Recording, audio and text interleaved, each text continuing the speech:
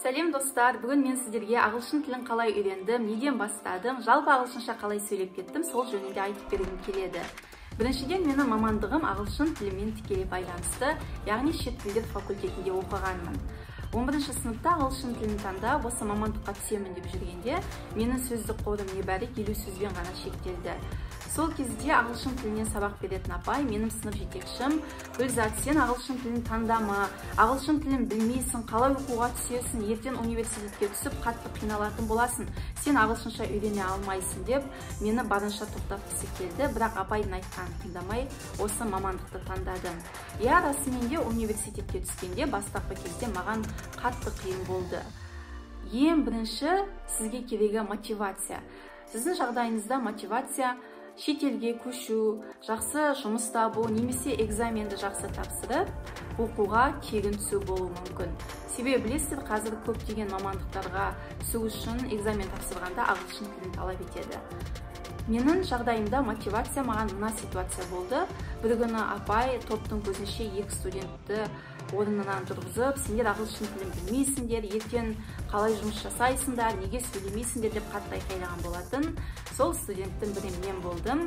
Әрине бұл жағдай мен үшін сол кезде ауыр болды, менің намысыма тиді. Мен бұл ситуацияны өзіме мотивация ретінде қабылдадым. Сол күннен бастап өзіме талап қойдым. Гүлзат, сен қалайда ағылшын тілін жақсы біліп шығасың, сөйлеп шығасың. Сол күннен бастап ағылшын тілін барымды салып үйрене бастадым. Сөз жаттауға келсек, сөздерді ешқашан жеке жаттамаймыз. Біріншіден, аз уақыттың ішінде жаттаған сөзіңізді ұмытып қалуыңыз мүмкін.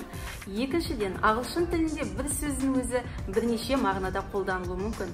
Бәрімізге таныс book деген сөзді алып қарайық. Book деген сөзді зат есім ретінде және етістік ретінде қолдануға болады. Мысалы, I have a book. Менде кітап бар. I must book a ticket. Билетке тапсырыс беруім керек. Көрдіңіз бе? Сондықтан да сөзді жаттамас бұрын өзіңіздің деңгейіңізге сәйкес мәтінді алып, ішінен таныс емес сөзді белгілеп, қандай жалғаумен қолданылған, сөйлемде қандай мағынада қолданылған, барлығына мұқият көңіл бөлу керек. Сериалдар мен фильмдерді қарау. Шынымды айтсам, мен ағылшын тілін енді бастап үйреніп жүрген уақытта белгілі бір сериалдарды үнемі қарадым деп айта алмаймын. Бірақ шетелдік таныстарымнан фильмдер мен сериалдарды қарау арқылы сөздік қорымды күшейттім, тіпті сөйлеп бастадым деп айтқандары болды. Ескеретін жағдай, олардың барлығы ешқандай курсқа қатыспай, өз бетімен ағылшын тілін үйреніп жүргендер болды. Ағылшын тіліндегі фильмдерді субтитрмен қарауды ұсынамын, себебі ең алдымен сіз өзіңізге ағылшын тілді ортаны қалыптастыру керексіз, және құлағыңыз ағылшын сөздерін қабылдауды үйренеді. Егер де произношениені күшейткіңіз келсе, фильмдер мен сериалдарды қарау барысында үнемі тоқтатып, әрбір сөйлемді мұқият қайталау керек. Сізге екі сериалды қарауды ұсынамын, Extra және Friends. Егер де сіздің ағылшын тілінен деңгейіңіз жоғары болмаса, немесе сөздік қорыңыз әлсіз болса, Extra сериалынан бастаған жөн. Себебі бұл сериал 30 сериядан және сөздері аса қиын емес. Диалог барысында осы шақ пен өткен шақтың сөйлемдерін жиі қолданады. Одан әрі ағылшын тілін күшейткіңіз келсе, Friends сериалымен жалғастыруды ұсынамын. Бұл сериал 10 сезон 236 сериядан. Негізінен екі сериал біріне бірі ұқсас болып келеді. Егер де мен айтқан тәсілдерді қолдана отырып, 2-3 ай бойы үздіксіз жаттығатын болсаңыз, осы уақыттың ішінде жақсы нәтижеге қол жеткізіп қалуыңыз әбден мүмкін. Көп адамдарды мазалайтын сұрақ, ағылшын тілінде қалай сөйлеп кетемін? Менің ойымша, бұл жерде жалғыз жол сөйлеу, жаттығу. Және ешқашан ұялмаймыз.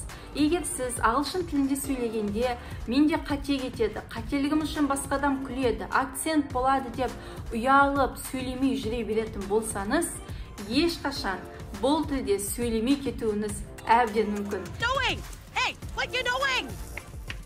Ma'am, I told you before, you can't park in a disabled area. Are you disabled? So I don't speak English. Mom, oh my god. Я бастапқы кезде мен де ағылшынша аузымда ашуға ұялатынмын, себебі ол кезде егер мен шет тілде сөйлейтін болсам, менде қателік болмау керек, бәрі мінсіз болу керек, идеальны болу керек деп ойлайтынмын. Бірақ уақыт өте келе Америкадан, Англиядан, тіпті басқа да елдерден ағылшын тілін үйренушілермен сөйлесе келе, бұл ойымның үлкен қателік екенін түсіндім. Бастапқы уақытта 2-3 сөзден сөйлемдер құрап сөйлей бересіз. Сол кезде миыңыз ағылшын тілінде сөйлеу керек деген тапсырма алады және шет тілін екінші тіл ретінде қабылдайды. Әрине, сіздің ортаңызда, еліңізде ағылшын тілін білетін, сөйлейтін адам табылмауы мүмкін. Бірақ мен сізге 2 қосымшаны ұсына аламын. Бұлар HelloTalk және Tandem. Бұл сайттардан қазақ, орыс тілін үйренгісі келетін, Америкадан, Англиядан, басқа да елдерден адамдарды табуға болады. Солармен келісе отырып, күнде 15 минут, 10 минут, 20 минут ағылшын тілінде сөйлеп жаттықсаңыз болады. Меніңше бұл үлкен көмек. Бүгін бөліскен ойым, кеңесім өзімнің жеке тәжірибемнен.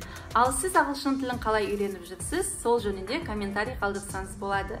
Егер видеоның пайдасы тисе, каналға жазылып, лайк басып кетуіңізді сұраймын.